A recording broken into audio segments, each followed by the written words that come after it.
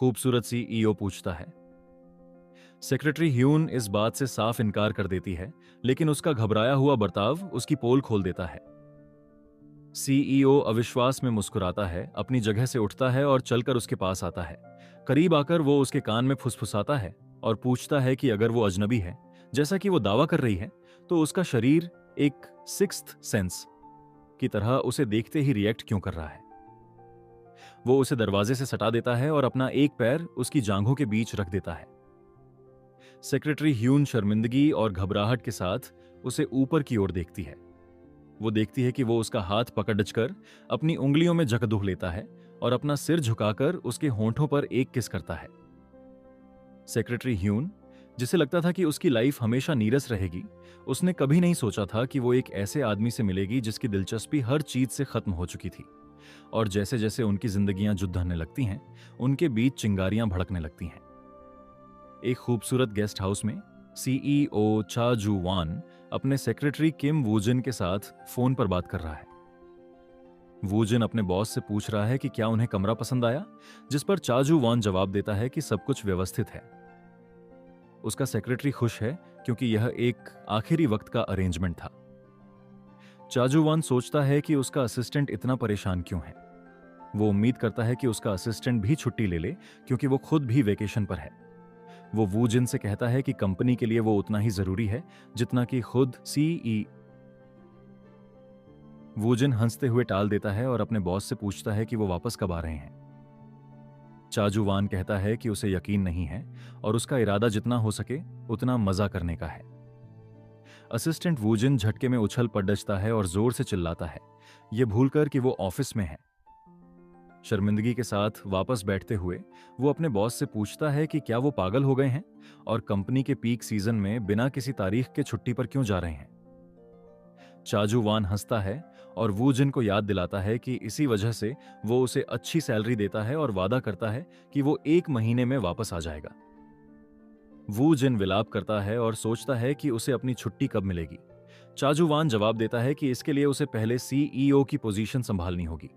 वो कॉल काट देता है और वूजिन की गालियों की परवाह नहीं करता।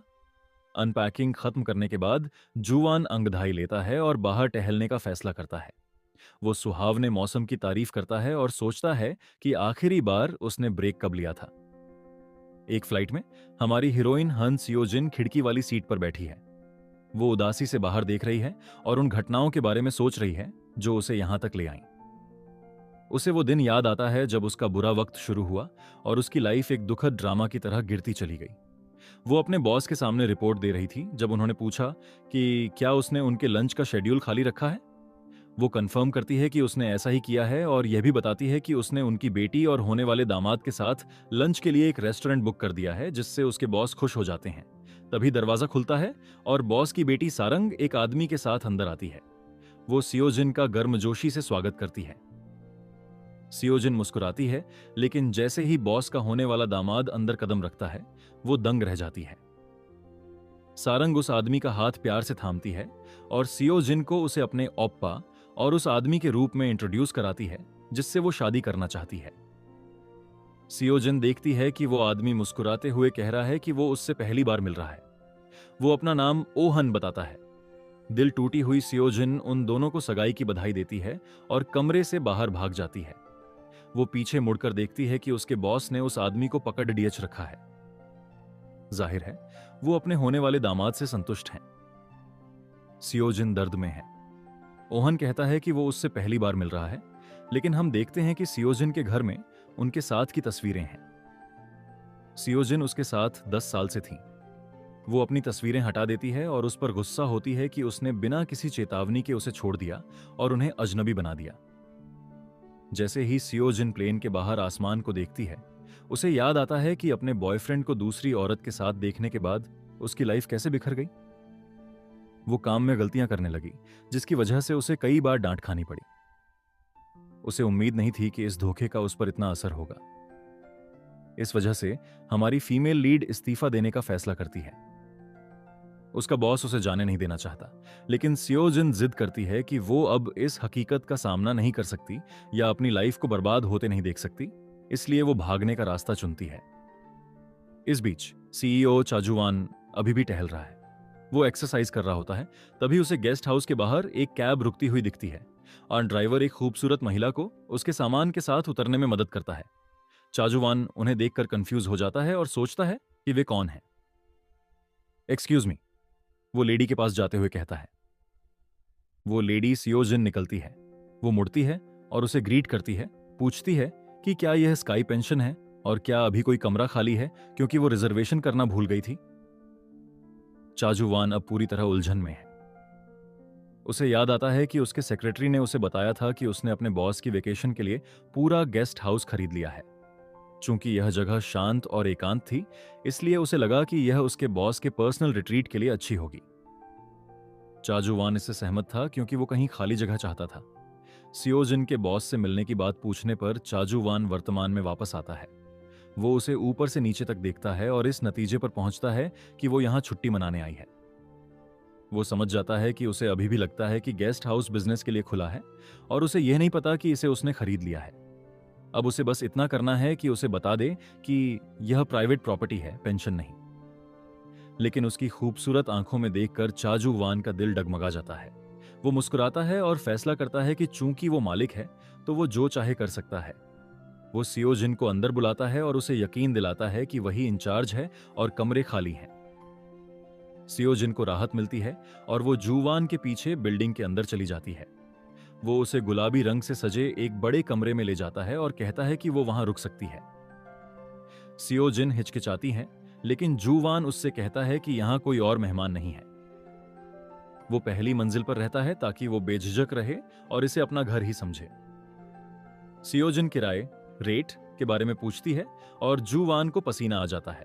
उसे अंदाजा नहीं है कि ऐसी जगह का किराया कितना होगा या क्या यह पीक सीजन है। सोचते हुए वो तय करता है कि यह होटल जितना महंगा नहीं होना चाहिए, पर फिर भी उसे कितना चार्ज करना चाहिए। सियोजिन उसे पुकारती है, सर, लेकिन जूवान को अभी भी कोई अंदाजा नहीं है। वो जानना चाहता है कि वो कितने समय के लिए रुक रही है, और जब वो कहती है कि उसने अभी तय नहीं किया है, तो वो उसे बताता है कि वो उसे रेट बता देगा। एक क्विक कॉल करने के बाद सियोजिन उसे भरोसा दिलाती है कि सब ठीक है। वो उसे स्टैंडर्ड रूम रेट चार्ज करने का और कुछ भी जरूरत होने पर उसे ढूंढने का वादा करता है। सियोजिन मान जाती है और उसे धन्यवाद देती है, यह सोचते हुए कि यह जगह शायद बहुत बिजी रहती होगी। हमारा सर्वशक्तिमान सीईओ अपने सेक्रेटरी किम को डिस्ट्रेस कॉल करने के लिए बाहर भागता है। वो उससे पूछता है कि वेकेशन वाली जगह का एक रात का किराया कितना होता है। सेक्रेटरी किम हैरान है और सोचता है कि उसके बॉस अचानक यह क्यों जानना चाहते हैं। जुवान उससे कहता है कि अब परेशान होने की जरूरत नहीं है और अपना लैपटॉप खोलकर खुद रिसर्च करने लगता है। वो कहता है कि वो एक रफ गेस के साथ जाएगा। सेक्रेटरी किम अब घबरा रहा है। वो अपने बॉस से पूछता है कि वो क्या खिचड़ी पका रहे हैं। जुवान जवाब नहीं देता, बल्कि उससे पूछता है कि क्या वहां हेल्पर्स और केयरटेकर्स के लिए क्वार्टर हैं। सेक्रेटरी किम कहता है, हाँ, उसने यह बात पहले कॉल पर बताई थी। जुवान माफी मांगता है और उससे अपना काम जारी रखने को कहता है, फिर फोन काट देता है। अपनी डेस्क पर बैठकर वो मुस्कुराता है और सोचता है कि अकेले रहने से ज्यादा मजा इसमें आएगा। आखिर ये एक वेकेशन है। अपने कमरे में सेटल होने के बाद सियोजिन अपनी सहेली के साथ टेक्सटिंग कर रही है। वो बिस्तर पर बैठती है और झिंगू का मैसेज खोलती है और उसे बहुत सारे मैसेज देखकर हंसी आ जाती है। अचानक उसका फोन बजने लगता है और यह उसकी सहेली की कॉल है। सियोजिन कॉल उठाती है और उसे इतना बेसब्र होने के लिए चिढ़ाती है। वो बताती है कि वो बस उसके मैसेज का जवाब देने ही वाली थी। उसकी सहेली, जो काफी चुलबुले टाइप की है, शिकायत करती है कि सियोजिन के जवाब का इंतजार करते करते वो 10 साल बूढ़ी हो गई है। वो कहती है कि जब भी सियोजिन गायब होती है उसे चिंता होने लगती है। सियोजिन अपनी दोस्त की चिंता महसूस कर सकती है और माफी मांगती है। वो कहती है कि सब कुछ इतना अस्त व्यस्त था, इसलिए वो उसे पहले नहीं बता पाई। झिंगू उससे पूछती है कि वो अब कहां है और सियोजिन जवाब देती है कि वो जेजू आइलैंड पर है। उसकी सहेली को यकीन नहीं हो रहा कि अंतर्मुखी इंट्रोवर्ट सियोजिन अकेले इतनी दूर सफर कर सकती है। सियोजिन बेड पर लेटकर अपनी भावनाएं जाहिर करती हैं। मैं बस जितनी जल्दी हो सके सियोल से बाहर निकलना चाहती थी। वो कहती है कि उसे बस भागने की जरूरत थी, चाहे थोड़े समय के लिए ही सही। उसकी दोस्त जानना चाहती है कि क्या उस दिन बॉस के ऑफिस वाली घटना के बाद हन ने उससे कांटेक्ट किया। सियोजिन बताती है कि उसने नहीं किया। झिंगू गुस्सा है और वादा करती है कि अगर वो कभी हन को देखेगी तो उसे पीटेगी। सियोजिन बिस्तर पर दुबक जाती है। दुखी होने के बावजूद वो उसे दोष नहीं देना चाहती, ये कहते हुए कि वो खुद भी कोई बहुत समर्पित गर्लफ्रेंड नहीं थी। उसे एक समय याद आता है जब वे साथ थे और इंटीमेट होने की कोशिश कर रहे थे। सियोजिन आखिरी कदम तक नहीं जा पाती और उसे रोक देती है। हन फ्रस्ट्रेट हो जाता है और पूछता है कि फिर से क्यों। सियोजिन शर्मिंदा है और झूठ बोलती है कि उसका महीने का वो समय है, पीरियड्स का बहाना। हालांकि हन परेशान हो जाता है और उससे कहता है कि अगर वो नहीं चाहती तो बस मना कर दे, क्योंकि वो जानता है कि उसके पीरियड्स कब होते हैं और अभी वो टाइम नहीं है। थका हुआ वो उसे मजबूर न करने का वादा करता है और उसे पास खींच लेता है ताकि वे गले लगकर सो सकें। आई एम सॉरी, सियोजिन कहती है। चाजुवान अभी भी अपने अनपेक्षित मेहमान के बारे में सोच रहा है। उसके अकेलेपन को याद करते हुए जुवान सोचता है कि उसकी कहानी क्या है। उसे उसकी चिंता होती है क्योंकि वो अपने कमरे से बाहर नहीं आई है। उसे डर है कि कहीं उसके साथ कुछ बुरा ना हो गया हो। वो गेस्ट हाउस के आसपास जॉगिंग करता है और सोचता है कि सियोजिन कितनी दुबली है और ऐसा लगता है जैसे वो आसानी से टूट जाएगी। हालांकि उसे उसके शरीर का एक हिस्सा याद आता है जो दुबला नहीं है, उसका बस्ट, सीना। उसके भरे हुए चेस्ट को याद करके जुवान का चेहरा लाल हो जाता है। वो स्वीकार करता है कि वो हर जगह से दुबली नहीं है। उसके ख्यालों का केंद्र सियोजिन समुद्र तट पर टहल रही है। बिना जैकेट के अपने लंबे नीले गाउन में वो बेहद खूबसूरत लग रही है। उसकी लंबी गर्दन पर एक स्कार्फ लिपटा हुआ है। अपने जूते हाथ में लिए सियोजिन नजारे की तारीफ कर रही है। वो बताती है कि उसे बीच पर आए हुए काफी समय हो गया है। जैसे ही वो आगे बढ़ती है, एक तेज हवा का झोंका उसकी गर्दन से स्कार्फ उड़ाकर समुद्र में ले जाता है। सियोजिन चिढ़ जाती है, लेकिन उसके पास उसे निकालने के लिए पानी में जाने के अलावा कोई चारा नहीं है। वो नाजुक हसीना अपने जूते रेत पर छोड़कर समुद्र में गहरे और गहरे उतरती जाती है। चाजुवान अपनी रनिंग के दौरान यही सीन देखता है। वो सदमे में रुक जाता है और देखता है कि वो गहरे पानी में जा रही है और उसे पसीना आने लगता है। उसे लगता है कि वो सुसाइड करने जा रही है। सियोजिन को नहीं पता कि उसके पीछे एक आदमी ने सुसाइड का एक दुखद ड्रामा सीन बना लिया है और वो अभी भी अपना स्कार्फ पकड़ने की कोशिश में बिजी है। वो उसके करीब पहुंचती है और जैसे ही उसे पकड़ डसने वाली होती है, कोई उसे पीछे से खींचता है और चिल्लाता है, गेस्ट। सियोजिन चाजुवान को उसे पकड़े हुए देखकर हैरान रह जाती है और कहती है, सर। जुवान उस पर चिल्लाता है कि पानी से बाहर निकलो। सियोजिन उससे कहती है कि उसे एक पल दे क्योंकि उसे अपना स्कार्फ पकड़ डचना है। लेकिन अपने ड्रामे में खोया हुआ चाजुवान उसकी बात नहीं सुनता और उसे पानी से बाहर निकालने की कोशिश करता रहता है। वो उसे समझाने की कोशिश करता है कि वो अभी जवान है और सुसाइड करना सही नहीं है। सियोजिन बहुत फ्रस्ट्रेट हो जाती है। तुम्हें क्या हुआ है? मुझे एक सेकंड के लिए छोड़ो, वो चिल्लाती है और उसे धक्का देकर अपना स्कार्फ पकड़ने में कामयाब हो जाती है। लेकिन पीछे से जुवान की चीख सुनती है। वो उसकी ओर मुड़ती है तो देखती है कि वो घबराया हुआ है। मेरा पैर, आखिरी बात है जो वो फुसफुसा पाता है और फिर वो पानी के अंदर चला जाता है। सियोजिन की सर की आखिरी चीख समुद्र तट पर गूंज उठती है। चाजुवान ने कभी नहीं सोचा था कि उसका ब्यूटी को बचाने वाला सीन खुद के बचाए जाने में बदल जाएगा। पानी में खड़े होकर और अपनी खूबसूरत मेहमान को बाहर निकालने की कोशिश करते समय उसके पैरों ने जवाब दे दिया और उनमें क्रैम्प आ गया, जिससे वो फिसल गया और डूबने लगा। घबराकर सियोजिन उसका हाथ पकड़ती है और उसे अपने कंधे पर रखती है। जब वो अपने पैर के बारे में बड़बड़ाता है तो वो उसे फोकस न खोने के लिए कहती है। उसकी आंखों में देखते हुए वो उससे कहती है कि उस पर भरोसा करे और अपने शरीर में ताकत लगाए। जुवान बात मानता है और सियोजिन उसे तैरते हुए पानी से बाहर खींच लाती है। वो उन्हें किनारे तक पहुंचाने में कामयाब हो जाती है और दोनों रेत पर गिर जाते हैं। जुवान खांसने लगता है और सियोजिन उसे चेक करने के लिए उसके पास झपटती है। क्या आप ठीक हैं? आपका पैर कैसा है? वो पूछती है। जुवान कहता है कि वो ठीक है। वो राहत की सांस लेता है, फिर सियोजिन की ओर मुड़ता है और उसे डांटने लगता है। हे तुम, अगर मरने का प्लान है तो कहीं और जाकर करो। मेरे सामने मरने की कोशिश क्यों की? सियोजिन पूरी तरह कंफ्यूज है।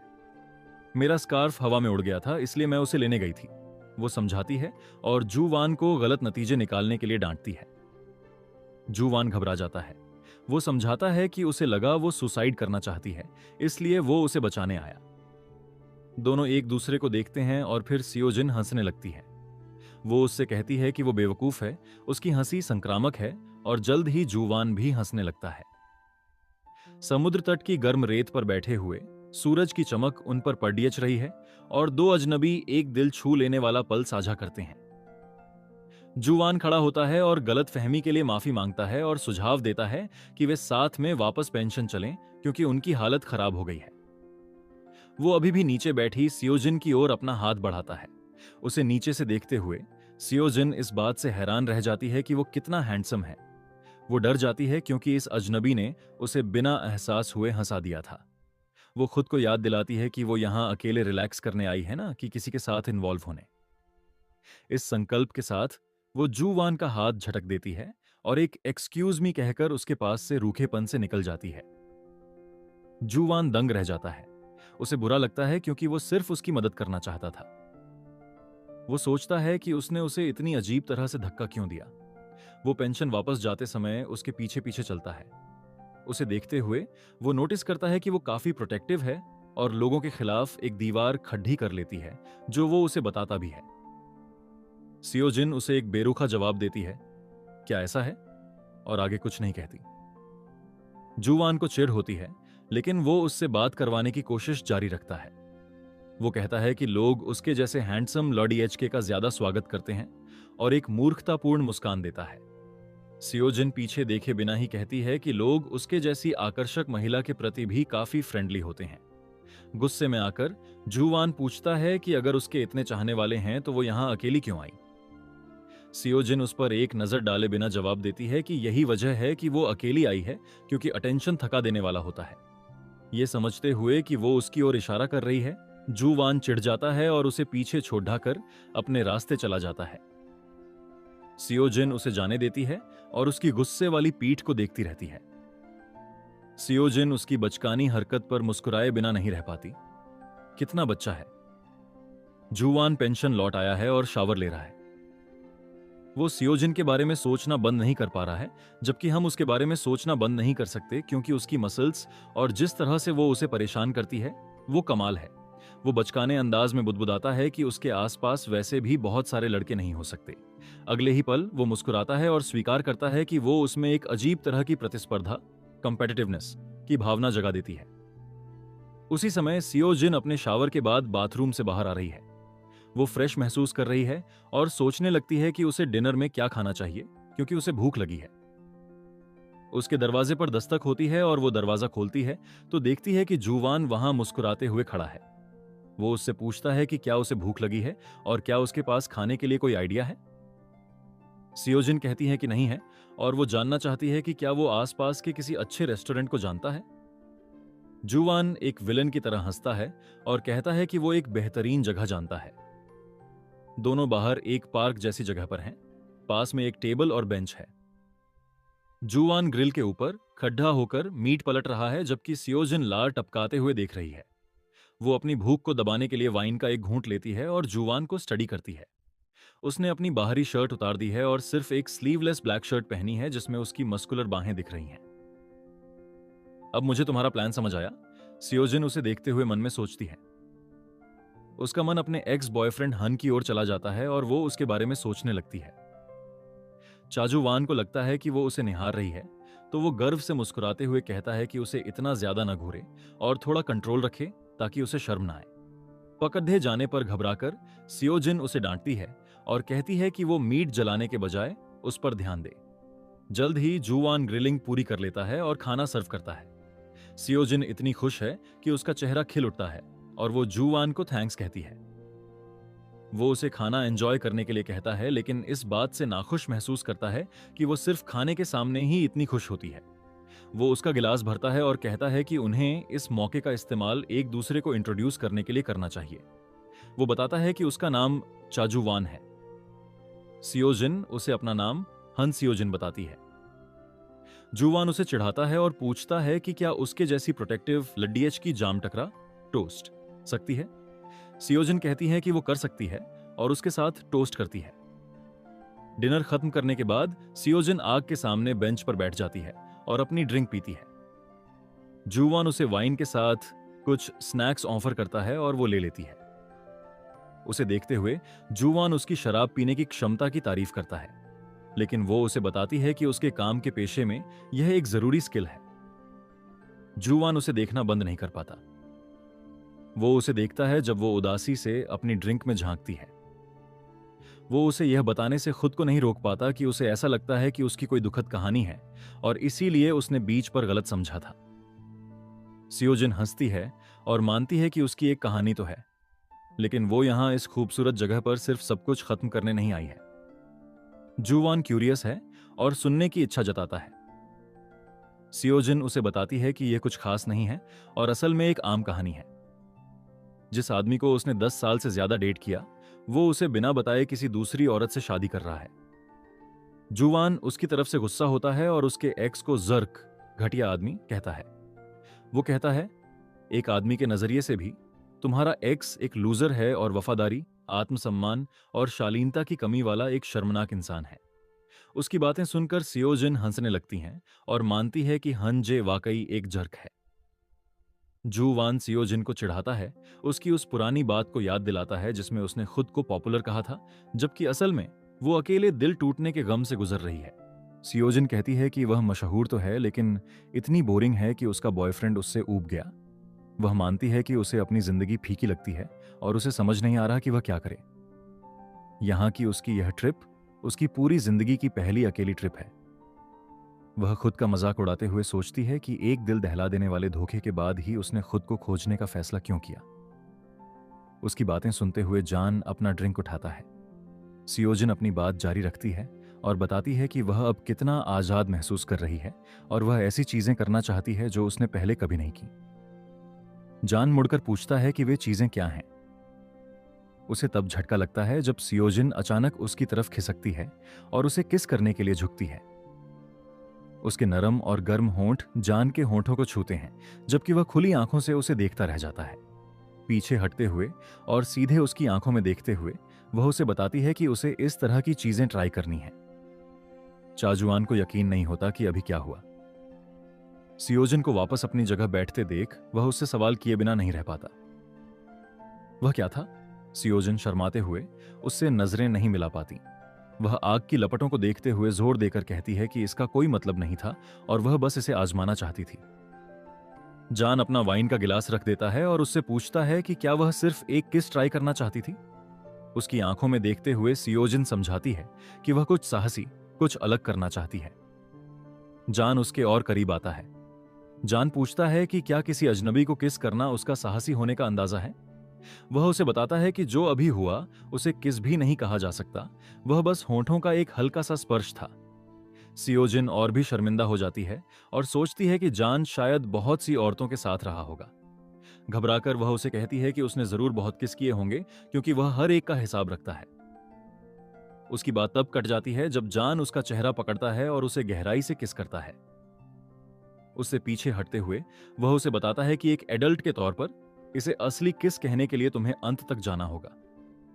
अचानक सियोजिन जान के गले लग जाती है और उसके कान में फुसफुसाती है, मैं और आगे जाना चाहती हूं। और इसके साथ ही दोनों करीब आ जाते हैं। घंटों बाद जान फिर से तैयार है, लेकिन सियोजिन सो चुकी है। जान उसके प्यारे सोते हुए चेहरे को देखकर मुस्कुराता है। देखो तुमने मेरा क्या हाल कर दिया है सियोजिन। वह उसका चेहरा सहलाते हुए धीरे से कहता है, अब तुम्हें इसकी जिम्मेदारी लेनी होगी। सियोल की दूसरी तरफ एक होटल में धोखेबाज ओ हुन अपनी नई गर्लफ्रेंड को सरप्राइज देने में बिजी है। उसकी आंखें बंद करके वह उसे एक कमरे में ले जाता है। सारंग घबराई हुई है और पूछती है कि यह क्या है। हुन अपनी सहेली की आंखों से हाथ हटाता है और उसके सामने उसका सरप्राइज होता है। उसने उसके लिए अलग अलग गिफ्ट्स और फूलों का एक बुके तैयार किया है। जब हुन उन्हें 150वें दिन की बधाई देता है तो सारंग इमोशनल हो जाती है। वह उसे खुशी से गले लगा लेती है। दोनों हाथ में वाइन के गिलास लेकर सोफे पर बैठ जाते हैं। सारंग कहती है कि उसे कितना अच्छा लग रहा है और हुन को गर्व है क्योंकि उसने ये सभी गिफ्ट्स खुद तैयार किए थे। भावुक होकर सारंग उसे किस करने के लिए झुकती है, और कहती है कि वह उससे प्यार करती है। हुन अपनी जिंदगी की सबसे बड़ी गलती करता है। वह सारंग को आई लव यू कहते वक्त उसके कान में जिना फुसफुसा देता है, उसे दूसरी औरत के नाम से बुलाता है। सारंग गुस्से में पीछे हट जाती है। तुमने अभी क्या कहा ओ हुन? वह सवाल करती है। हुन के पास कोई जवाब नहीं होता, जिससे सारंग और भी नाराज हो जाती है। वह अपना बैग उठाती है और जाने लगती है। हुन घबरा जाता है और पूछता है कि वह क्यों जा रही है। सारंग कहती है कि वह ऐसे आदमी के साथ नहीं रहना चाहती जिसे उसका नाम तक ठीक से याद नहीं। हुन उसे रोकता है और माफी मांगते हुए कहता है कि यह एक गलती थी। वह उससे न जाने की रिक्वेस्ट करता है क्योंकि वे यहाँ अच्छा समय बिताने आए थे, लेकिन सारंग उसे याद दिलाती है कि उसने ही इतने अच्छे दिन को बर्बाद किया है। वह अपना हाथ छुड़ाती है और बाहर निकल जाती है। हुन कमरे में अकेला निराश रह जाता है, एक असली मर्द की तरह। हुन अपने गम को भुलाने के लिए एक बार में पीने चला जाता है। जब वह पी रहा होता है, उसका दोस्त वहां आ जाता है। वह हैरान है कि हुन अकेला बैठकर इतना दयनीय क्यों लग रहा है। उसे याद आता है कि हुन ने कहा था कि वह अपनी मंगेतर के साथ दिन बिता रहा है, तो वह पूछता है कि वह कहां है। हुन बताता है कि वह उसे छोड़कर चली गई क्योंकि उसने किस करते समय उसे दूसरी औरत के नाम से बुलाकर उसका मूड खराब कर दिया था। उसका दोस्त उसकी बदकिस्मती पर हंसने लगता है और डंप किए जाने पर उसका मजाक उड़ाता है। हुन चिढ़ जाता है और अपने दोस्त को चुप रहने के लिए कहता है। वह समझाता है कि उसे डंप नहीं किया गया है। उसका दोस्त हंसना बंद करता है, लेकिन उससे पूछता है कि क्या वह सारंग जैसी लड़की से शादी करने के लिए तैयार है, क्योंकि उसे पूरी जिंदगी उसे राजकुमारी की तरह ट्रीट करना होगा। हुन के पास इसका कोई जवाब नहीं है। उसका दोस्त सियोजिन के बारे में जानना चाहता है और पूछता है कि क्या हुन अभी भी उसके संपर्क में है। हुन मना कर देता है। उसके दोस्त को समझ नहीं आता कि उसने सियोजिन को क्यों छोड़ा, क्योंकि वह बहुत वफादार थी और ऐसी लड़की मिलना मुश्किल है। हुन मजाक उड़ाते हुए कहता है कि सियोजिन वफादार नहीं थी और उसे भी सारंग की तरह ही दिक्कतें थीं। वह अपनी झूठी कहानी सुनाने लगता है कि वे बचपन में कैसे मिले थे और वह कितनी दयालु थी, लेकिन उसका दोस्त उसकी पीठ पर जोर से मारता है। वह उसे बताता है कि सियोजिन जैसी अच्छी लड़की के साथ बुरा बर्ताव करने के लिए उसे यही मिलना चाहिए था और उसे बाद में पछताने के लिए मना करता है। हुन ये सब नहीं सुनना चाहता। उसके लिए सब कुछ बिल्कुल ठीक है। वह गर्व से कहता है कि जहां तक सियोजिन की बात है, वह उसे जब चाहे वापस पा सकता है। उसे बस एक शब्द कहना होगा। उसके लिए वही इकलौता है और वह कोई दूसरा मर्द नहीं ढूंढ सकती। उसका दोस्त उसे घटिया कहता है, लेकिन हुन कहता है कि यही सच है। जेजू आइलैंड के गेस्ट हाउस में एक यादगार रात के बाद अभी भी सो रही सियोजिन को अंदाजा नहीं है कि एक धोखेबाज आदमी अब भी उसे अपनी संपत्ति समझता है, या कि एक दूसरा आदमी जिसने उसे एक बेहतरीन रात दी उसे सोते हुए देख रहा है। चाजुआन का सियोजिन से मन नहीं भर रहा है। उसे सोते हुए देखते हुए वह इस रहस्यमयी और दिलचस्प औरत के बारे में और जानने की इच्छा रोकता नहीं पाता। उसके माथे पर किस करते हुए वह उम्मीद करता है कि उसका समय भी उतना ही अच्छा रहा होगा जितना उसका। अगली सुबह जागते हुए सियोजिन सोचती है कि उसे क्या हो गया था। मैं जरूर पागल हो गई हूं, वह सोचती है। पिछली रात की घटनाओं को याद करके वह शर्मा जाती है। उसका और आगे बढ़ने के लिए कहना और फिर पूरी रात जान के साथ बिस्तर में बिताना। वह हुंजे के साथ अपने पुराने अनुभवों से इसकी तुलना करती है। उसके साथ करीब आना एक मजबूरी जैसा लगता था। उसने कभी इसका आनंद नहीं लिया और जल्द ही कोशिश करना बंद कर दिया। इस वजह से हुन अक्सर उसका मजाक उड़ाता था कि वह ठंडी है और उसे डॉक्टर को दिखाना चाहिए। लंबे समय तक ऐसी बातें सुनने के बाद सियोजिन को लगने लगा था कि उसमें कोई खराबी है। बिस्तर के उस हिस्से को सहलाते हुए जहां जान लेटा था, वह उसे जिंदा महसूस कराने के लिए शुक्रिया कहती है।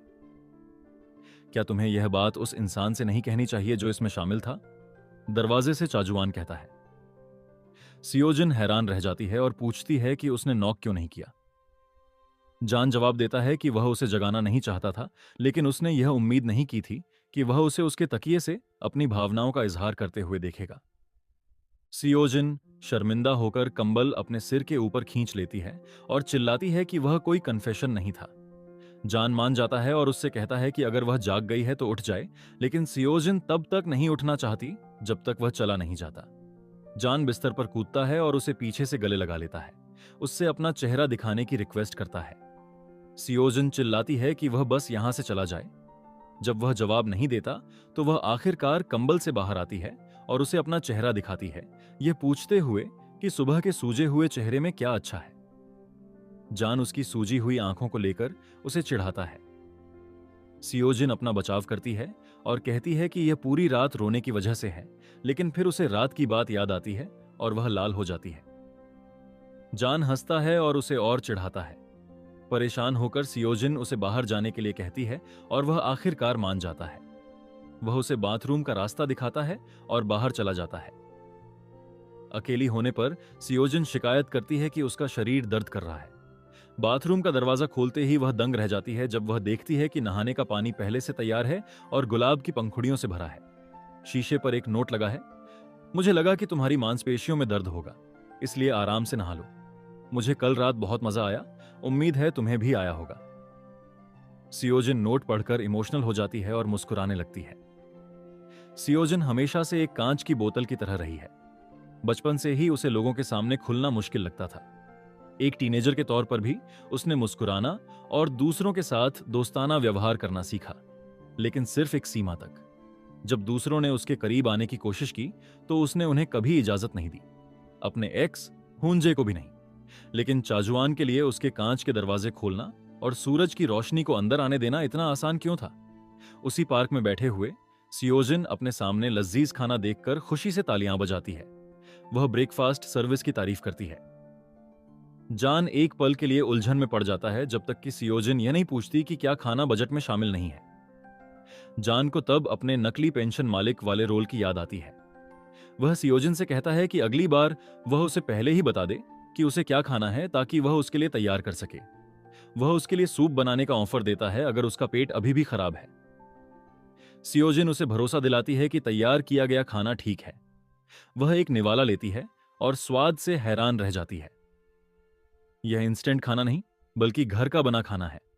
वह उससे पूछती है कि क्या उसने इसे खुद बनाया है और जान हाँ कहता है, लेकिन मन ही मन उस महिला से माफी मांगता है जिसने वास्तव में उसकी मदद की थी। सियोजिन ब्रेड पर जैम लगाकर खाती है और जान उसे देखता रहता है। वह पूछती है कि वह खा क्यों नहीं रहा है। जान उसे उसकी बड़ी भूख के बारे में चिढ़ाता है और कहता है कि ज्यादातर लड़कियां उसके सामने नजाकत दिखाने की कोशिश करती हैं। सियोजिन अपना ड्रिंक पीती है और समझाती है कि वह नजाकत नहीं बल्कि कंफर्टेबल रहना चाहती है। जान उसे वैसा ही रहने को कहता है और उसे फल देता है। नाश्ते के बाद वह जानना चाहती है कि क्या आसपास घूमने के लिए कोई मजेदार जगह है। चाजुआन उसे एक जगह ले जाने का वादा करता है। दोनों तैयार होकर बीच पर जाते हैं जहां वे कयाकिंग करते हैं। जान पहले कोशिश करता है और फिर सियोजिन को भी बारी लेने के लिए कहता है। सियोजिन डर के मारे मना कर देती है, लेकिन जान उसे मना लेता है। राफ्ट पर खड़ी सियोजिन डरी हुई है, लेकिन वह जान पर भरोसा करती है कि वह उसे नहीं छोड़ेगा। जान चुपके से उसे छोड़ देता है और उसे दूर जाते हुए देखता है। सियोजिन जब उसकी आवाज नहीं सुनती तो पीछे मुड़कर देखती है कि उसने उसे छोड़ दिया है। डर के मारे वह पानी में गिर जाती है। जान उस पर हंसता है। जब वह कोई हलचल नहीं करती तो वह घबराकर उसके पास तैरता है और उसे पानी में उल्टा पड़ा देखता है। जान चिल्लाता है, लेकिन सियोजिन अचानक खड़ी हो जाती है और उस पर पानी फेंकती है। पकड़ लिया, तुम मुझे क्यों चिढ़ाते रहते हो? वह हंसते हुए चिल्लाती है। जान मुस्कुराता है और उस पर वापस पानी फेंकता है। दोनों के बीच पानी की लड़ाई शुरू हो जाती है और उनकी हंसी पूरे समंदर में गूंजती है। कहीं और धोखेबाज होन टहल रहा है। उसे अपने दोस्त की बातें याद आती हैं। वह अपना फोन निकालता है और सियोजिन को कॉल करता है, लेकिन उसका नंबर अनअवेलेबल है। वह सियोजिन की दोस्त झिंगू को मैसेज करके पूछता है कि सियोजिन का नंबर बंद क्यों है। झिंगू का जवाब तुरंत आता है, जिसमें वह उसे चेतावनी देती है कि वह सियोजिन से कभी संपर्क न करे। इस बीच सियोजिन को अंदाजा नहीं है कि उसका धोखेबाज एक्स उसे वापस पाने की कोशिश कर रहा है। वह शॉवर में जान के साथ उन पलों का आनंद ले रही है। जिंदगी अनप्रेडिक्टेबल है। एक सोची समझी ट्रिप पूरी तरह बदल सकती है उस इंसान की वजह से जिसके साथ आप इसे बिताते हैं। सियोजिन की पहली ट्रिप खास होने वाली थी, खुद को खोजने के लिए, लेकिन इसके बजाय उसने हर दिन एक नई सियोजिन की तरह जिया। यह सब चाजुआन की वजह से था। वह उसका ख्याल रखता है, उसके बाल सुखाता है, साथ वक्त बिताता है और उनकी हर जरूरत को पूरा करता है। इस एडवेंचर ने उसे वह आजादी दी जो वह चाहती थी, लेकिन जल्द ही उसे जाना होगा और वे फिर से अजनबी बन जाएंगे। उसके पास सिर्फ यादें रह जाएंगी। सियोजिन एक किताब पढ़ रही है जब उसका फोन बजता है। झिंगू का कॉल है, लेकिन दूसरी तरफ सिर्फ उसके रोने की आवाज आती है। घबराकर सियोजिन पूछती है कि क्या हुआ, पर कोई जवाब नहीं मिलता। नीचे चाजुआन अभी घर लौटा है। वह सियोजिन को आवाज देता है और उसे चिढ़ाता है कि वह घर पर बोर हो गई होगी। उसे खुशी है कि वह अकेला गया था क्योंकि बारिश होने वाली है। कोई जवाब न मिलने पर वह सारे कमरे चेक करता है, लेकिन सियोजिन कहीं नहीं है। चाजुआन वहां सुन्न खड़ा रह जाता है। सियोजिन सियोल के एक अस्पताल में पहुंचती है। सर्जरी रूम के बाहर झिंगू बैठी रो रही है। सियोजिन उसे गले लगाती है। कुछ समय बाद झिंगू बताती है कि उसकी मां की बीमारी का समय पर पता चल गया था, इसलिए सर्जरी बड़ी नहीं है। सियोजिन को राहत मिलती है। गेस्ट हाउस में चाजुआन अभी भी सियोजिन का इंतजार कर रहा है। अचानक उसकी नजर मेज पर रखे एक नोट पर पड़ती है। वह सियोजिन का मैसेज है, जिसमें अचानक जाने के लिए माफी मांगी गई है और बताया गया है कि उसकी दोस्त की मां को उसकी जरूरत है। इसके साथ ही वह इस एडवेंचर को खत्म करने का फैसला करती है और जान को एक न भूलने वाले अनुभव के लिए शुक्रिया कहती है। खत के नीचे रखे पैसों को देखकर जान गुस्से और हैरानी में मुस्कुराता है। सियोजिन अस्पताल से अपनी दोस्त के साथ बाहर निकल रही है। सर्जरी पूरी हो चुकी है और झिंगू की मां अब ठीक हो रही है। झिंगू बताती है कि जब उसने सुना कि उसकी मां बीमार हैं, तो वह जैसे टूटने ही वाली थी। वह सियोजिन की ट्रिप खराब करने के लिए भी माफी मांगती है, लेकिन सियोजिन उसे समझाती है कि उसे फिक्र करने की जरूरत नहीं है, क्योंकि वह वैसे भी अपनी ट्रिप खत्म करने ही वाली थी। झिंगू नोटिस करती है कि सियोजिन बदली बदली सी लग रही है और उसका चेहरा काफी खिला हुआ है। सियोजिन शर्माते हुए मानती है कि उसे ट्रिप पर बहुत मजा आया और उसकी पहली ट्रिप काफी लकी रही। झिंगू को शक होता है और वह तुरंत सियोजिन के पीछे पड़ जाती है कि वह सच बताए कि आखिर ट्रिप पर हुआ क्या था। सियोजिन बात टाल देती है और कहती है कि ऐसा कुछ खास नहीं था। झिंगू को याद आता है कि हुन ने सियोजिन से बात करने की कोशिश की थी। सियोजिन को ताज्जुब होता है कि अब वह उससे क्यों बात करना चाहता है। जब वह पूछती है कि झिंगू ने उसे क्या जवाब दिया, तो झिंगू गर्व से बताती है कि उसने उसे दफा हो जाने और दोबारा कांटेक्ट न करने की चेतावनी दे दी है। सियोजिन यह सुनकर खुश होती है और हंसते हुए अपनी दोस्त की तारीफ करती है। झिंगू उसे याद दिलाती है कि हुनजे इतनी आसानी से नहीं मानेगा। सियोजिन कहती है कि उसे अब कोई फर्क नहीं पड़ता। वह अपना नंबर बदलने, घर शिफ्ट करने और नई नौकरी ढूंढने की प्लानिंग कर रही है। झिंगू उसकी हिम्मत देखकर काफी इंप्रेस होती है। सियोजिन मुस्कुराते हुए अपना सिर पीछे झुकाती है। उसने फैसला कर लिया है कि वह अब बदल जाएगी और एक बेवकूफ की तरह जिंदगी जीना बंद कर देगी। एक हफ्ते बाद सियोजिन नई नौकरी की तलाश शुरू कर चुकी है। एग्जामिनर जब उसका रिज्यूमे देखता है, तो वह पूरे कॉन्फिडेंस के साथ उसके सामने खड़ी होकर मुस्कुराती है। एग्जामिनर उसकी तारीफ करता है और कहता है कि एग्जीक्यूटिव असिस्टेंट के तौर पर उसके सालों के अनुभव को देखते हुए वह इस काम के लिए बिल्कुल सही है। सियोजिन उसे शुक्रिया कहती है। एग्जामिनर जानना चाहता है कि उसने पिछली नौकरी क्यों छोड़ी, लेकिन सियोजिन को इसका जवाब देने में थोड़ा संकोच होता है। एग्जामिनर पेपर्स नीचे रखकर अपना चेहरा दिखाता है। वह सेक्रेटरी किम है। वह सियोजिन से कहता है कि अगर वह कंफर्टेबल नहीं है तो जवाब देने की जरूरत नहीं है। वह उससे हाथ मिलाता है और कहता है कि वह उसके साथ काम करने के लिए एक्साइटेड है। सियोजिन भी हाथ मिलाती है और बाहर निकलकर लिफ्ट में चली जाती है। जैसे ही लिफ्ट के दरवाजे बंद होते हैं, पास वाली लिफ्ट खुलती है और चाजुआन बाहर आता है। वह सेक्रेटरी किम के पास पहुंचता है और कहता है, मैं वापस आ गया हूं। वह पूछता है कि इंटरव्यू कैसा रहा। सेक्रेटरी किम उसे सियोजिन का रिज्यूमे थमाते हुए बताते हैं कि इंटरव्यू बहुत छोटा था। उन्हें दुख है कि जान थोड़ा लेट आया और उससे मिल नहीं पाया। जैसे ही जान रिज्यूमे पर सियोजिन की फोटो देखता है, उसके चेहरे पर एक गहरी मुस्कान आ जाती है। तो तुम यहां हो, हुन सियोजिन? वह धीरे से कहता है। खुद चलकर मेरे पास आ गई? एक हफ्ते पहले जान ने गेस्ट हाउस की खिड़की से बाहर देखते हुए सोचा था कि सियोजिन को उसे छोड़े एक हफ्ता बीत चुका है और अब वह और सब्र नहीं कर सकता। उसने सेक्रेटरी किम को कॉल किया था कि वह वापस सियोल आ रहा है और उसकी छुट्टियां खत्म हो गई हैं। वह किसी भी हाल में सियोजिन को ढूंढना चाहता था। जब वह ऑफिस पहुंचता है तो सेक्रेटरी किम उसका मजाक उड़ाते हैं कि वे काफी फ्रेश लग रहे हैं, जबकि जान की आंखों के नीचे नींद की कमी के निशान हैं। जान कहता है कि वेकेशन शानदार थी, लेकिन वह एक मिडसमर नाइट्स ड्रीम की तरह अचानक गायब हो गई। जब सेक्रेटरी किम उसे रिज्यूमे देते हैं तो जान का चेहरा खिल उठता है।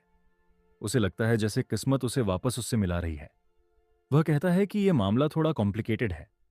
सियोजिन को अंदाजा भी नहीं है कि जिस आदमी से वह कभी न मिलने का सोच चुकी थी, वह अब उसका नया बॉस है। वह जिंगू के साथ रहने के लिए नई जगह ढूंढ रही है। उसने एक घर फाइनल कर लिया है और उसका लीज भी भर दिया है। उस रात उसे नींद नहीं आती। वह अपनी हथेली को देखते हुए सोचती है कि वह अजनबी अब कैसा होगा। वह सोचती है कि उसे किस चीज की कमी महसूस हो रही है, उस आजादी की, उसकी गर्माहट की, या सिर्फ उसके साथ होने की। उसे बुरा लगता है कि वह उसे भूल नहीं पा रही है। वह खुद का मजाक उड़ाती है कि वह आगे बढ़ने की सोच रही थी, जबकि उसके दिमाग में सिर्फ वही यादें हैं। उसे याद आता है कि वह उसे कैसे चिढ़ाता था, कैसे उसे देखता था और कैसे उसके साथ खेलता था। उसे अंदर से खालीपन महसूस होता है। वह आंखें बंद करके खुद को समझाने की कोशिश करती है कि उसे छोड़ना और उस खुशी को पीछे छोड़ देना ही सही फैसला था। सियोजिन अपने पुराने साथियों के साथ लंच कर रही है। वे सभी अफसोस जताते हैं कि वे उसे फेयरवेल डिनर नहीं दे पाए। वे कहते हैं कि नौकरी छोड़ने के बाद सियोजिन पहले से कहीं ज्यादा खुश दिख रही है। सियोजिन हंसते हुए कहती है कि यह सब अच्छे खाने और आराम का नतीजा है। लंच के बाद वे लड़कियां उसे जाने नहीं देना चाहती। वे बताती हैं कि वे उसके लिए एक गिफ्ट लाई हैं, लेकिन उसे अंदर भूल गई हैं। सियोजिन मना करती है, पर वे जबरदस्ती उसे वहीं रुकने को कहती हैं और गिफ्ट लेने अंदर भाग जाती है। सियोजिन वहां खड़ी इंतजार कर रही होती है, तभी पीछे से एक आवाज आती है। मुड़कर देखने पर वह दंग रह जाती है। वहां उसका एक्स ओ हून खड़ा है। हून बहुत गुस्से में है। वह पूछता है कि उसने उसके कॉल्स और मैसेजेस का जवाब क्यों नहीं दिया और वह उसके लिए कितना परेशान था। सियोजिन को यह सुनकर हंसी आ जाती है। परेशान, वह दोहराती है। उसे गुस्सा आता है क्योंकि हुनजे को अब उस पर हक जताने का कोई अधिकार नहीं है। जब वह उसे चाहती थी तब उसने उसे नजरअंदाज किया और अब वह फिक्र करने का नाटक कर रहा है। अब क्यों? वह उससे सवाल करती है और यहीं तक एपिसोड एंड हो जाता। जहां से पिछला वीडियो खत्म हुआ था, एपिसोड वहीं से स्टार्ट होता है। ह्यूनजे अपनी बात रखने के लिए कोई कहानी गढ़ने की कोशिश करता है कि उस समय उसके अपने कुछ कारण थे, लेकिन सोजिन उसे बीच में ही रोक देती है। वह जानना चाहती है कि क्या वे कारण अचानक गायब हो गए हैं और उसे समझ नहीं आता कि वह अब वापस क्यों आ रहा है जब सब कुछ खत्म हो चुका है। ह्यूनजे मुस्कुराता है और जिनसे कहता है कि यह खत्म नहीं हुआ है और उससे पूछता है कि क्या उसने कभी उससे ब्रेकअप किया था। जिन उलझन में है। तुम अभी क्या बात कर रहे हो? वह पूछती है। वह उसके हाथ पकड़ लेता है और उससे ठीक से सोचने के लिए कहता है, लेकिन जिन उसे पीछे धकेल देती है। मैं तुम्हारे साथ शब्दों का खेल खेलने के मूड में नहीं हूं, वह उसे बताती है। वह उसे याद दिलाती है कि वह सारंग के साथ उसके ऑफिस आया था, इसलिए वह अब अचानक आकर यह नहीं कह सकता कि उनका ब्रेकअप नहीं हुआ था। ह्यूनजे अच्छा इंसान बनने का नाटक करता है और कहता है कि उसे परेशान करने के लिए वह माफी चाहता है, लेकिन वह उससे शांत होने को कहता है। तभी उसके पूर्व सहकर्मी उपहारों के साथ वहां पहुंचते हैं और बातचीत रुक जाती है। लड़की इंतजार कराने के लिए माफी मांगती है और समझाती है कि वह बस सुजिन को सब कुछ के लिए धन्यवाद देना चाहती है। जिन इसे स्वीकार करती है और दोनों भविष्य में साथ मिलने का वादा करते हैं। जैसे ही वे लड़की को जाते हुए देखते हैं, ह्यूनजे जिन से कहता है कि उसने उससे ब्रेकअप नहीं किया और उसका ऐसा कोई इरादा भी नहीं है। वह कहता है कि उसकी अभी शादी नहीं हुई है, इसलिए चीजें किसी भी समय बदल सकती हैं। उसे बोलते हुए सुनकर जिन अब और खुद को रोक नहीं पाती। जिंजू तुम्हारे बारे में बिल्कुल सही थी, तुम पागल हो, वह उसे बताती है। वह उसे जाने के लिए कहती है और कहती है कि उन्हें फिर कभी एक दूसरे से नहीं मिलना चाहिए। ह्यूनजे को इस पर विश्वास नहीं होता। वह जिन को अपना मन बदलने के लिए मनाने ही वाला होता है कि तभी पीछे से कोई उसे आवाज देता है। वह पीछे मुड़कर देखता है तो उसकी मंगेतर सारंग उन्हें देख रही होती है। वह घबरा जाता है क्योंकि सारंग करीब आती है और कहती है कि उसे लगा कि वह चला गया है। वह जिन को देखती है और उसे भी ग्रीट करती है। पूछती है कि क्या उन दोनों के बीच सब ठीक है। जिन मुस्कुराती है और उसे आश्वासन देती है कि सब ठीक है। सारंग जानना चाहती है कि क्या यह सच है कि जिन कंपनी छोड़ रही है, और जब जिन हाँ कहती है तो उसे लगता है कि यह बहुत शर्म की बात है। ह्यूनजे का हाथ पकड़कर वह जिन को अपनी शादी में आमंत्रित करती है। जिन मुस्कुराती है और कहती है कि उसे कुछ और काम है और उन दोनों को छोड़कर चली जाती है। सो जिन को जाते हुए देखकर सारंग मुस्कुराना बंद कर देती है, क्योंकि उसे याद आता है कि ह्यूंजे के नाम में भी जिन आता है। हमारी फीमेल लीड के लिए आज घर बदलने का दिन है। सो जिन अपने नए अपार्टमेंट की सफाई और सजावट में व्यस्त है। दरवाजे पर दस्तक होती है और वह उसे खोलने जाती है। बाहर उसकी दोस्त जिंजू और एक अन्य पुराना दोस्त चानवू खड़े हैं। वे दोनों उसकी सफाई में मदद करने आए हैं। मदद के लिए आभारी होकर सो जिन उन्हें अंदर बुलाती है और तीनों काम में लग जाते हैं। वे रगड़ते हैं, साफ करते हैं और धूल झाड़ते हैं जब तक कि अपार्टमेंट चमकने न लगे। थककर तीनों हांफते हुए फर्श पर लेट जाते हैं। सो जिन मदद के लिए आने के लिए दोनों का धन्यवाद करती है। चान वो भूख लगने की शिकायत करता है और तीनों कुछ खाना ऑर्डर करते हैं। खाते समय उसके दोस्त जानना चाहते हैं कि वह अपनी नई नौकरी कब से शुरू कर रही है। सो जिन कहती है कि वह अगले हफ्ते से शुरू करेगी। चान वो उसे नई शुरुआत के लिए चढ़ाता है। उसके पास नया घर और नई नौकरी है। सो जिन सहमत होती है और कहती है कि उसे नया नंबर भी मिल गया है। तीनों एक नई शुरुआत और स्वीट एंड सॉर पोर्क के लिए टोस्ट करते हैं। जैसा कि सो जिन ने कहा था, सोमवार आ गया है और सो जिन अपनी नई नौकरी पर जा रही है। गुलाबी शर्ट और काली स्कर्ट पहने हुए सो जिन को इस नौकरी के बारे में अच्छा महसूस हो रहा है, खासकर इसलिए क्योंकि उसने पिछली रात एक अच्छा सपना देखा था जिसे वह मानती है कि उसके लिए सौभाग्य लाया है। वह समय पर काम पर पहुंचने में सफल रहती है और लिफ्ट में कदम रखती है। वह उस अच्छी भावना को छोड़ नहीं पा रही है और यहां तक कि लॉटरी टिकट खरीदने के बारे में भी सोचती है। वह लिफ्ट से बाहर निकलती है और बड़े ऑफिस स्पेस को देखकर हैरान रह जाती है। जैसे ही वह इधर उधर देखती है, सेक्रेटरी किम उसे देख लेते हैं और उसके पास आते हैं। सो जिन उनसे चौंक जाती है, लेकिन उनके अभिवादन का जवाब देती है। वह उसे उसकी डेस्क दिखाता है और वह उसे धन्यवाद देती है। सबका ध्यान आकर्षित करते हुए वह सो जिन को टीम के नए सदस्य के रूप में पेश करता है। सो जिन झुककर अपना परिचय देती है और हर कोई उसका स्वागत करता है। टीम का परिचय खत्म होने के बाद सेक्रेटरी किम उसे अपना बैग रखने के लिए कहते हैं, क्योंकि उसे अभी भी प्रेसिडेंट से मिलवाना बाकी है। जैसे ही सेक्रेटरी किम उसे ऑफिस की ओर ले जाते हैं और दरवाजे पर दस्तक देकर अपनी उपस्थिति की घोषणा करते हैं, सो जिन घबराहट महसूस किए बिना नहीं रह पाती। यह उसके नए बॉस के साथ उसकी पहली मुलाकात है। एक गहरी आवाज उन्हें अंदर आने के लिए कहती है। उसे अंदर ले जाते हुए सेक्रेटरी किम उसका परिचय ह्यून सो जिन के रूप में कराते हैं। सो जिन झुकती है और सेक्रेटरी टीम एक के नए सदस्य के रूप में अपना परिचय देती है। जैसे ही वह अपने नए बॉस की ओर देखती है, वह स्तब्ध और अवाक रह जाती है।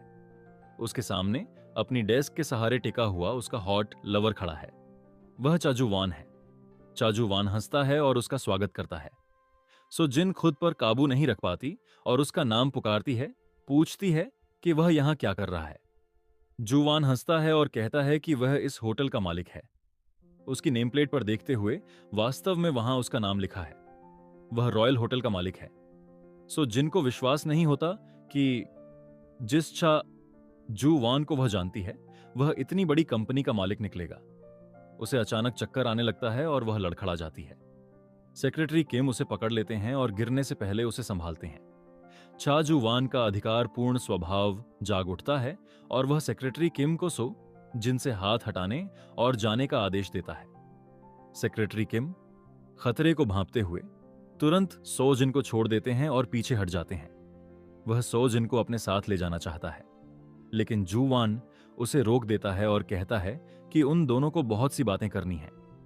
सो जिन भी सहमत होती है और सेक्रेटरी किम चले जाते हैं। अपने ख्यालों के आदमी के साथ अकेली होकर सो जिन खुद को संभालने की कोशिश करती है। दोनों एक दूसरे के सामने बैठते हैं। चाजू वान उसके लिए एक कप चाय डालता है, जिसे वह हकलाते हुए धन्यवाद के साथ स्वीकार करती है।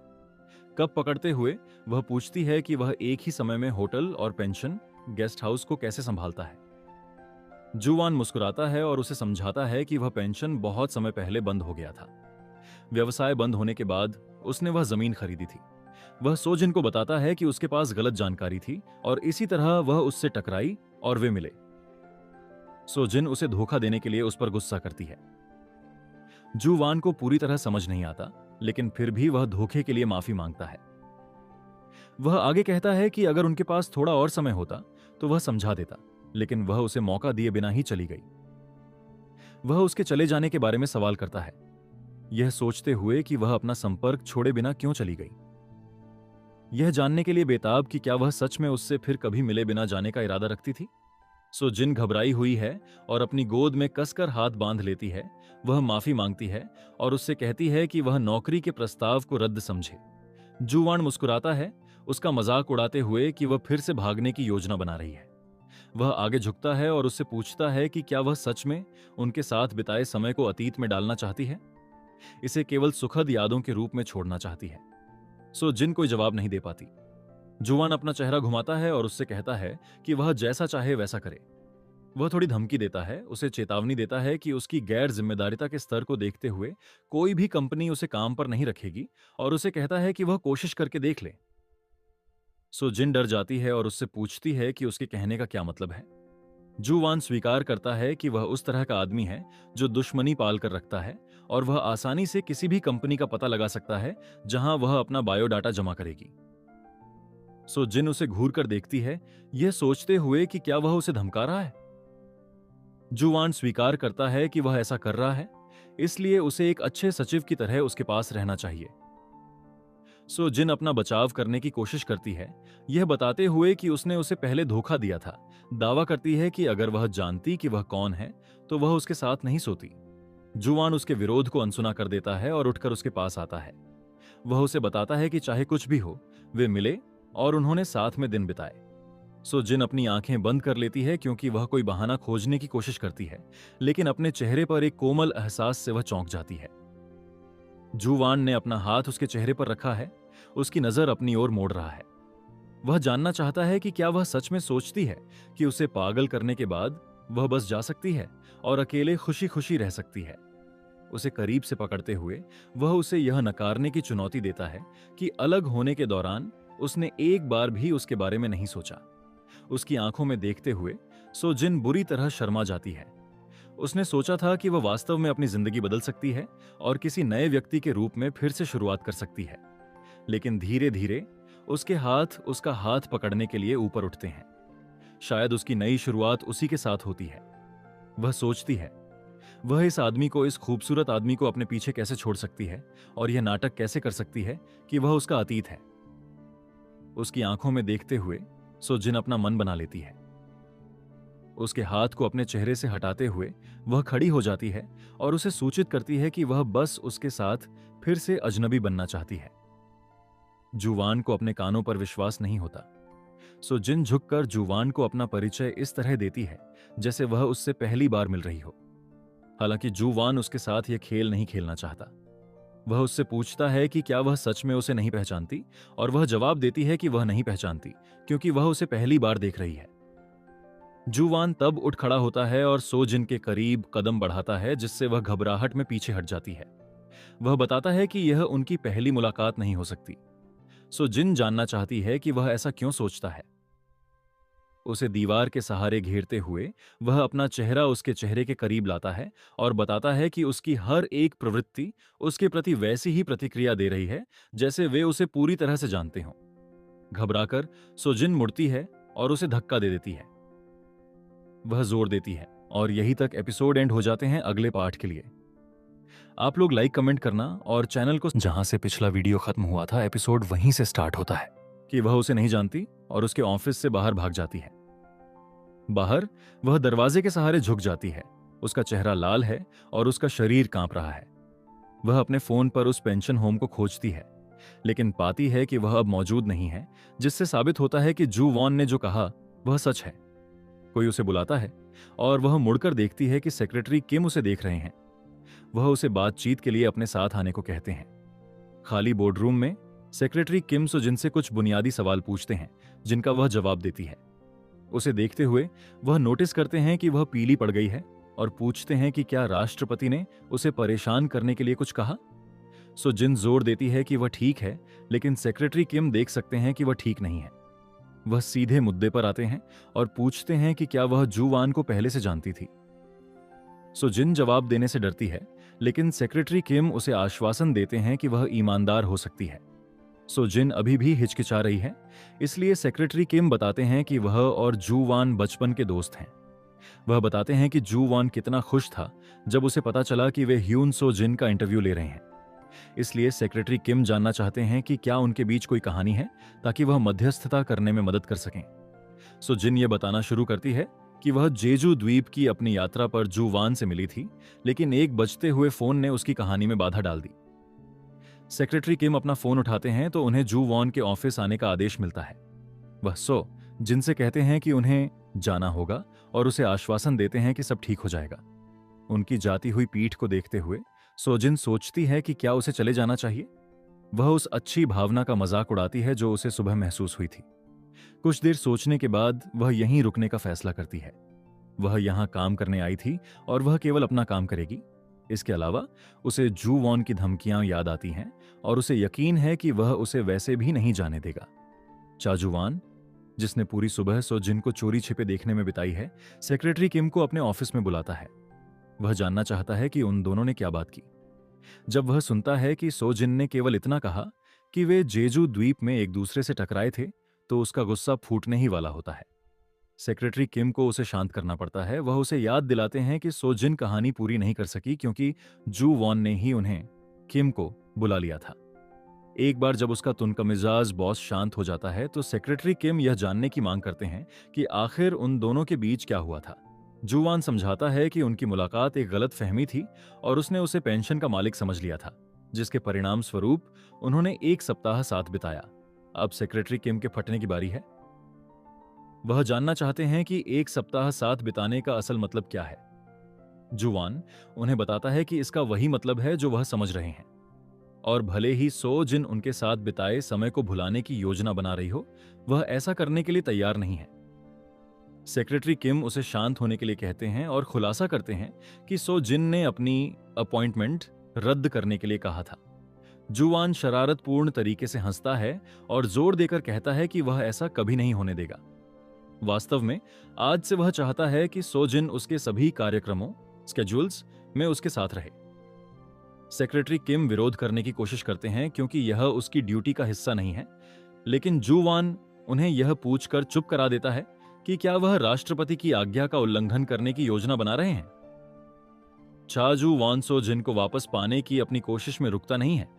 उसके साझा ऑफिस में कदम रखते ही हर कोई उसे देखकर चौंक जाता है। वह घोषणा करता है कि टीम के नए सदस्य का स्वागत करने के लिए कंपनी की तरफ से डिनर होगा। वह सुझाव देता है कि सोजिन मेनू चुने। सोजिन घबरा जाती है। मैं, वह पूछती है। जुवान सिर हिलाता है और सुझाव देता है कि वह ग्रिल्ड मीट जैसा कुछ सरल चुने। ग्रिल्ड मीट का नाम सुनते ही दोनों को जेजू द्वीप की अपनी पहली रात याद आ जाती है, जहां जुवान ने उसके लिए मांस ग्रिल किया था। सोजिन सहमत हो जाती है। खुद से प्रसन्न होकर जुवान वहां से चला जाता है। सोजिन चुपचाप खड़ी रहती है जबकि बाकी महिलाएं शर्माती हैं और इस अवसर का उपयोग करके राष्ट्रपति के करीब जाने की योजना बनाती हैं। सोजिन हालांकि दुखी है। काम खत्म हो गया है और पूरी टीम डिनर के लिए एक रेस्टोरेंट में इकट्ठा हुई है। जुवान सभी को भरपेट खाने का आग्रह करता है क्योंकि बिल वो खुद भरेगा। वह सोजिन से बात करने की कोशिश करता है, लेकिन एक महिला उसे बीच में ही टोक देती है और उसे टोस्ट जाम टकराने की पेशकश करती है। जुवान के पास इसे स्वीकार करने के अलावा कोई विकल्प नहीं है। सोजिन के सामने बैठे हुए वह ईर्ष्या महसूस करता है क्योंकि उसे मजबूरन सेक्रेटरी किम को उसे सोजिन को खाना खिलाते हुए देखना पड़ रहा है। डिनर खत्म हो गया है, लेकिन चाजुवान नशे में है। सेक्रेटरी किम और सो जिन को उसे सहारा देकर कार तक ले जाना पड़ता है। सेक्रेटरी किम सोचते हैं कि उनका बॉस आज इतना अफेक्टेड क्यों है। वह उसे कार में बिठाते हैं और सो जिन से थोड़ी देर उसका ध्यान रखने के लिए कहते हैं, जबकि वह पास की दुकान कन्वीनियंस स्टोर तक जाते हैं। सोजिन मान जाती है। दोनों कार में एक दूसरे के बगल में बैठे हैं। अभी भी नशे में धुत जुवान पानी मांगता है और सो जिन एक बोतल उठाकर उसे देती है। यह सोचते हुए कि कार में उसके साथ किम वो जिन है, जुवान सो जिन के बारे में शिकायत करना शुरू कर देता है, यह सोचते हुए कि वह इतनी जटिल कॉम्प्लिकेटेड क्यों है। वह यह महसूस किए बिना नहीं रह पाता कि वह उससे दूर फिसलती जा रही है। वह बड़बड़ाता है कि वह कितना चाहता है कि यह रिश्ता काम कर जाए। उसे अपने दिल की बात कहते हुए सुनकर सोजिन भावुक हो जाती है। वह उसकी ओर मुड़ती है तो पाती है कि वह उसके करीब आ गया है। उसकी आंखों में देखते हुए वह सीधे पूछता है कि वह आखिर कब तक उसे न पहचानने का नाटक करती रहेगी। काम के अपने पहले दिन और सहकर्मियों के साथ डिनर के बाद घर वापस चलते हुए सो जिन अभी भी हिली हुई है। वह सोचती है कि क्या एक दिन इतना लंबा महसूस हो सकता है। तभी उसके फोन की घंटी बजती है। फोन उठाने पर दूसरी तरफ से जिंजू की आवाज आती है। हे यंग लेडी, तुम काफी उदास लग रही हो, जिंजू कहती है। यह महसूस करते हुए कि उसकी सहेली कहीं पास ही होगी, वह उसे ढूंढते हुए पीछे मुड़ती है। क्या तुम कहां हो? वह अपने पीछे देखते हुए पूछती है। तभी वह अपनी सहेली को देख लेती है। जिंजू खुशी खुशी खाने का एक पैकेट ऊपर उठाती है और घोषणा करती है कि 100 जिन के काम का यह पहला दिन है, इसलिए उन्हें ठीक से जश्न मनाना होगा। डिनर के दौरान दोनों 100 जिन के पहले दिन के अनुभव के बारे में बात करती हैं। जिंजू सदमे में है क्योंकि उसे विश्वास नहीं हो रहा कि जिस पेंशन के मालिक से 100 जिन जेजू में मिली थी, वह वास्तव में उस होटल का राष्ट्रपति है जहां वह अब काम कर रही है। सो जिन हाँ कहती है और अपनी सहेली से शिकायत करते हुए पूछती है कि चीजें इतनी उलझ कैसे गईं। हालांकि जिंजू अपनी सहेली की चिंताओं को समझ नहीं पाती और इसके बजाय उत्साहित होकर सोचती है कि यह एक नए रोमांस की शुरुआत हो सकती है। सो जिन डरी हुई है और उसे याद दिलाती है कि वह उनके होटल के राष्ट्रपति की बात कर रही है। वह उसका बॉस है। जिंजू उसे चिंता करना बंद करने के लिए कहती है। उसने पहले ही सो जिन में दिलचस्पी दिखाना शुरू कर दिया है और उन दोनों के बीच पहले से ही कुछ चल रहा था। अब उसे क्या फर्क पड़ता है कि वह राष्ट्रपति है। सो जिन यह स्वीकार नहीं करना चाहती कि उसके मन में उसके लिए भावनाएं हैं और अपनी सहेली को बताती है कि वह बस उसे नजरअंदाज करना चाहती थी, लेकिन फिर वह गुस्सा हो गया। चेतावनी के अपने हथियार चिकन लेग को सोजिन की ओर दिखाते हुए जिंजू उसे अपना नजरिया व्यापक करने की चेतावनी देती है। वह जानना चाहती है कि क्या 100 जिन का उसके साथ न जुड़ पाने का एकमात्र कारण यह है कि वह उसका बॉस है। हमारी फीमेल लीड तब स्वीकार करती है और कहती है कि वह थक चुकी है।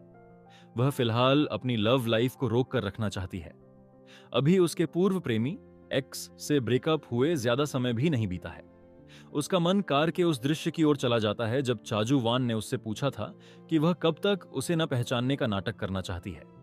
उसके और करीब आते हुए वह उससे पूछता है कि क्या वह गुस्सा होगी अगर वह उसे चूमे, जैसा कि वह चाहता है। घबराई हुई सो जिन उसे बताती है कि वह गुस्सा होगी। वर्तमान में वापस लौटते हुए वह अपना सिर हिलाती है और अपनी सहेली से कहती है कि अब उसे बस इतना करना है कि वह जितना हो सके उसे नजरअंदाज करे। जिंजू उसे बताती है कि वह उससे जितना दूर भागेगी वह उतना ही अधिक प्रतिस्पर्धी और जिद्दी होता जाएगा। वह यहां तक कि खुशी खुशी शर्त लगाने का सुझाव देती है। सो जिन से कहती है कि वह बहुत जल्द उसे डेट कर रही होगी। सो जिन घबरा जाती है और अपनी बेस्टी को डांटते हुए पूछती है कि क्या वह सच में उसकी दोस्त है। और यही तक एपिसोड एंड हो जाते हैं। अगले पार्ट के लिए आप लोग लाइक कमेंट करना। जहां से पिछला वीडियो खत्म हुआ था एपिसोड वहीं से स्टार्ट होता है। हमारे मेल लीड की तरफ देखें तो वह पूरी तरह नशे में धुत है। उसका सेक्रेटरी किम वू जिन उसे अंदर ले जाने में मदद कर रहा है, लेकिन वह काफी नाखुश है। उसके वजन के नीचे दबे हुए वू जिन उसे चाजू वान कहकर बुलाता है और कहता है कि ओ बदमाश, खुद चलने की कोशिश कर। वान नशे की हालत में उसे टोकता है कि उसने अभी अभी अपने बॉस को अपशब्द कहे हैं। एक बार अंदर पहुंचने पर वो जिन अपने बॉस को सोफे पर पटक देता है, जिससे मेल लीड का राह उठता है। वो जिन को कोई पछतावा नहीं है और वह शिकायत करता है कि अगर वह वान की इसी तरह मदद करता रहा तो वह खुद पहले थक जाएगा। जुवान उसे वर्कर्स कंपनसेशन मुआवजा देने का वादा करता है। वो जिन झुककर अपने दोस्त को थप्पड़ मारता है और पूछता है कि क्या वह सच में नशे में है या बस उस पर इस तरह झुकने का नाटक कर रहा है। हमारा सीईओ एक दुखी पत्नी की तरह शिकायत करता है कि वो जिन ने उसे कितनी जोर से मारा है। दर्द हो रहा है, वह कहता है। वो जिन सीधा खड़ा होता है और कहता है कि उसे एक बियर चाहिए।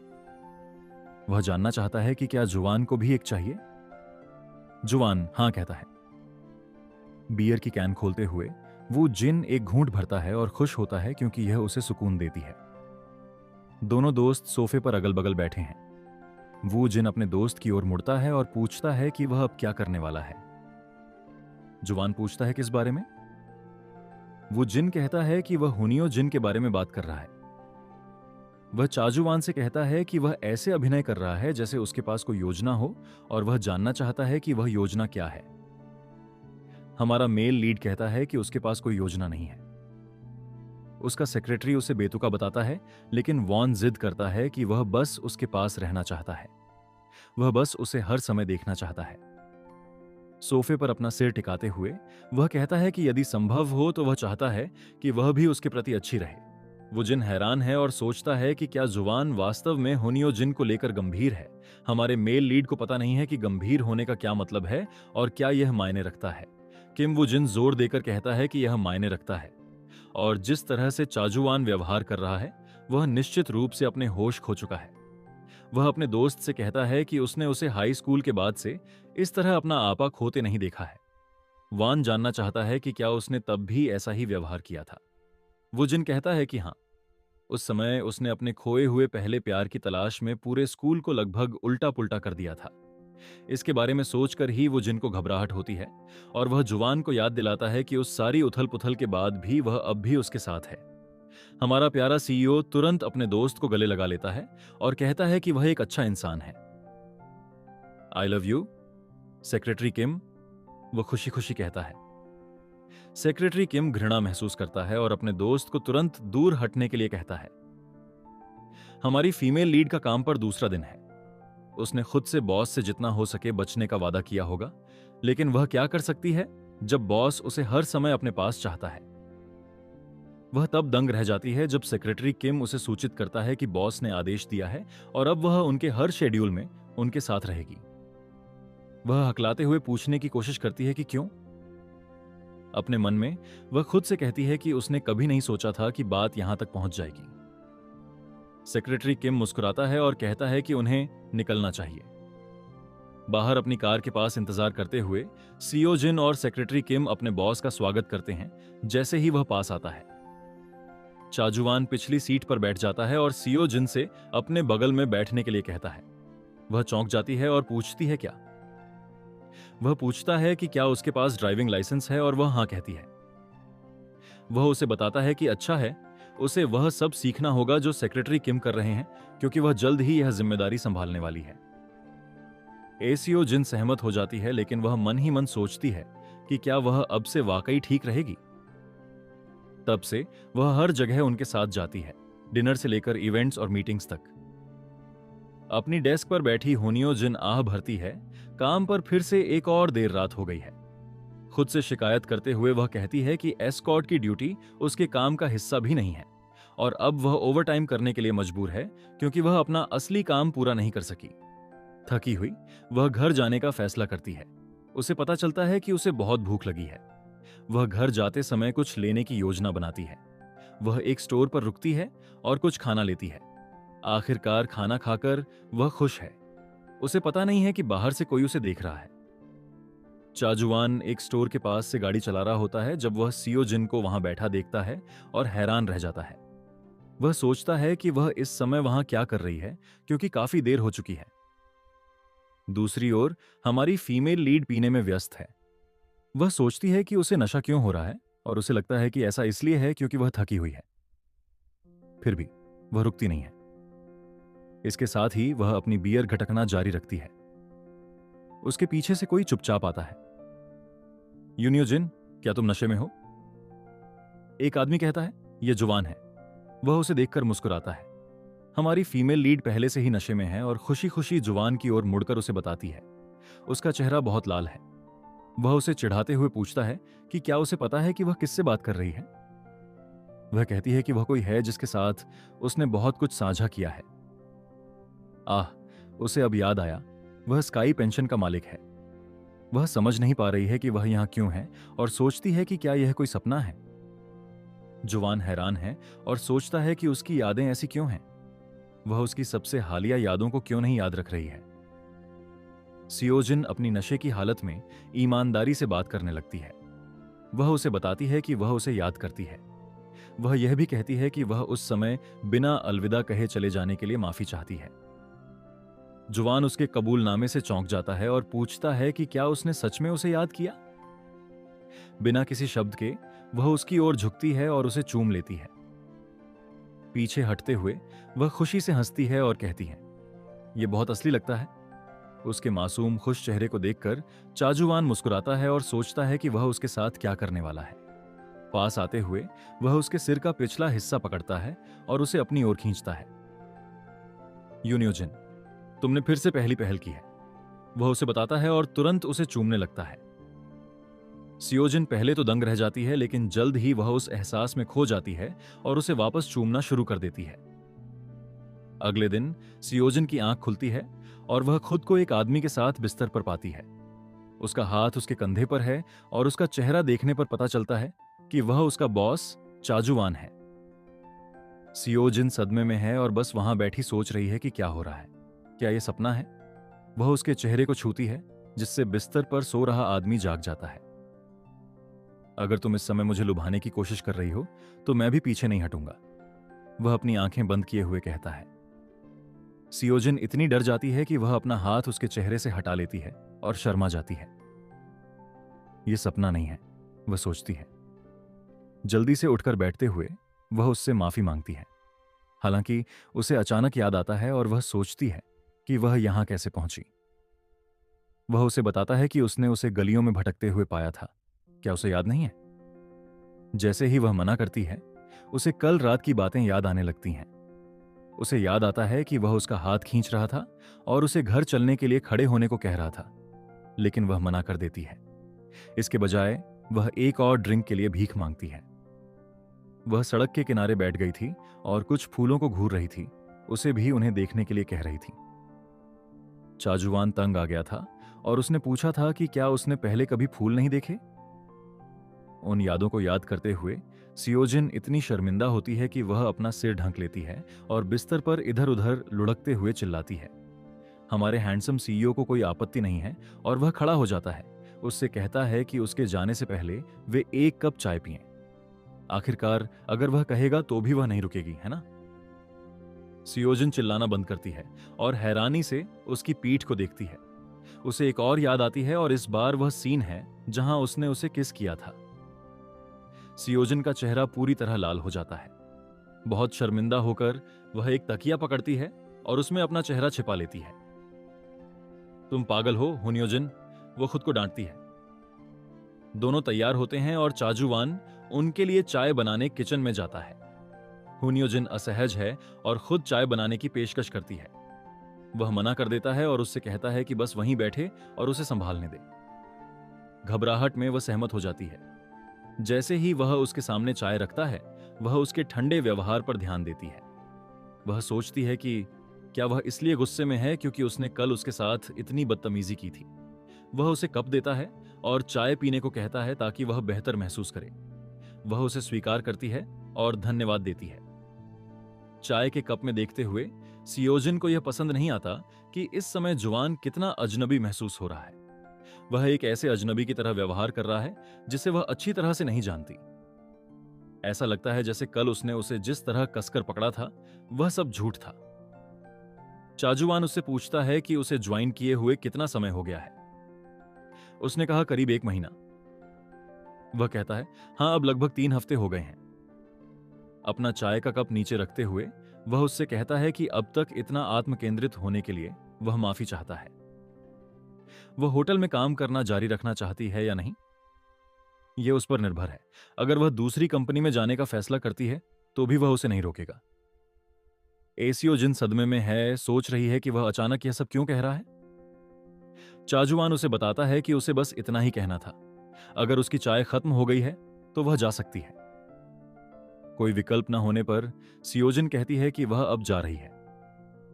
उससे दूर चलते हुए सियोजिन सोचती है कि उसे ऐसा क्यों लग रहा है जैसे उसे डंप कर दिया गया हो। अविश्वसनीय, वह बुदबुदाती है। और इसी बात के साथ वीडियो यहीं पर एंड होता है। अगर आप लोग नेक्स्ट पार्ट चाहते हैं तो वीडियो को हाइप और सब्सक्राइब एंड लाइक कर देना बाय।